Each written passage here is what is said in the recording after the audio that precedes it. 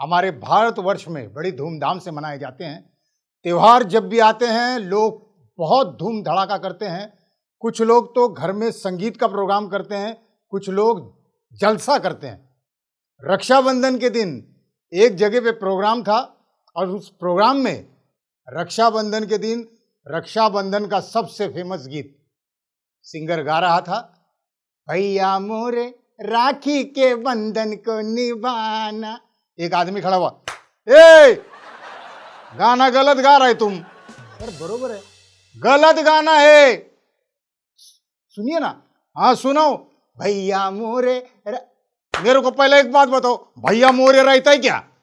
हाँ भैया चौबे है, दुबे है, पांडे है। अरे भैया मोरे किधर से हुआ? त्योहारों में कॉमेडी भी बहुत होती है। 15 अगस्त मना रहे हैं हम लोग, अब 15 अगस्त आने वाला है। 15 अगस्त यानी भारतवर्ष का सबसे प्यारा मनाने वाला ये त्योहार है, जिसमें बहुत सारे शहीदों का खून बहा है और हमारे देश को हम तिरंगे को सलाम करते हैं। उस दिन देशभक्ति के गाने सुनने को मिलते हैं जगह जगह पर।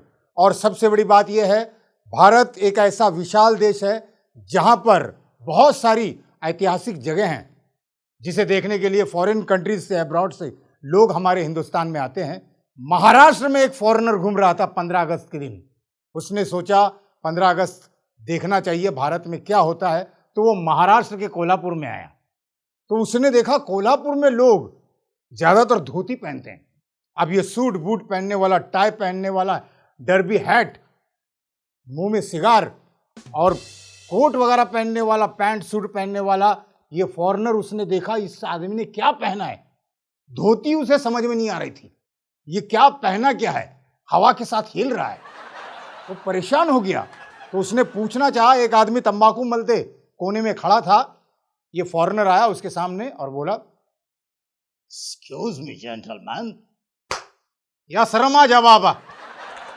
Excuse me, I am I fine. Excuse me, अरे कसला कुछ मी यायचं बघू, तुमको जो कुछ मांगता है मराठी में बोलो, हाँ नहीं तो हिंदी में बोलो।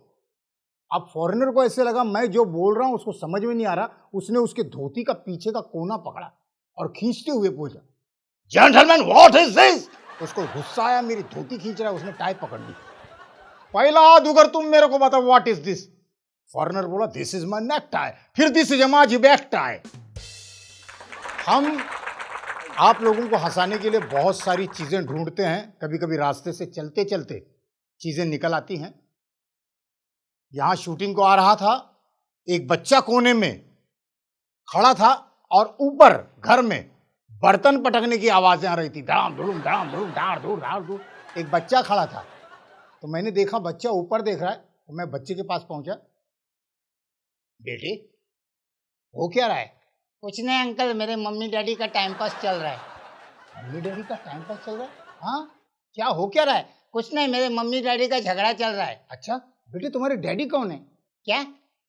नहीं मैंने पूछा तुम्हारे डैडी कौन है। इसी बात का तो झगड़ा चल रहा है।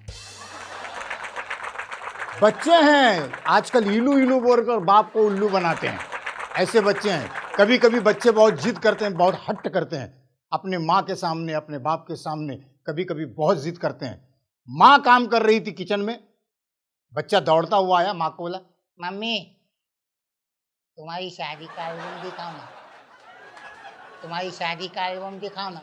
माँ बोली, बेटे मुझे काम करने दो, बाद में दिखाऊंगी। नहीं मम्मी शादी का एल्बम दिखाओ ना।